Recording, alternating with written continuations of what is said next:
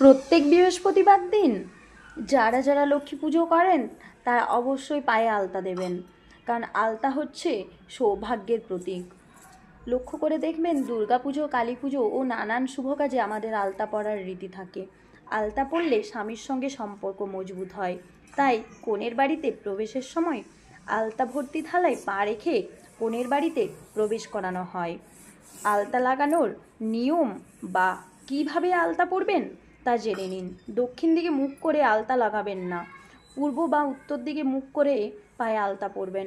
মঙ্গলবার পায়ে আলতা দেবেন না।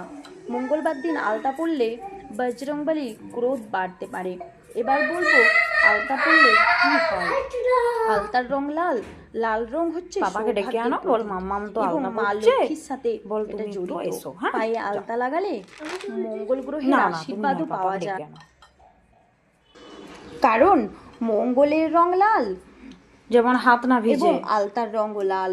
এমন পরিস্থিতিতে যেসব মহিলারা পায়ে আলতা লাগান তাদের বা তাদের পরিবারের সদস্যকে মঙ্গল দোষের সম্মুখীন হতে হয় না।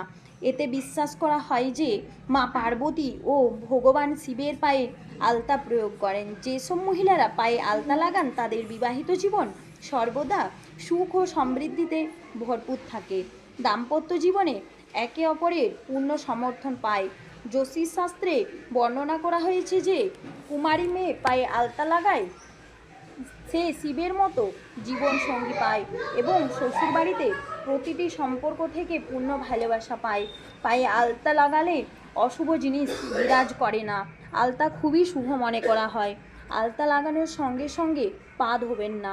আলতা লাগানোর সঙ্গে সঙ্গে যদি পা ধোন তাহলে সেটিকে অত্যন্ত অশুভ বলে মানা হয় এবং এটি স্বামীর জন্য দুর্ভাগ্য, স্বামীর জীবনে খারাপ ঝামেলা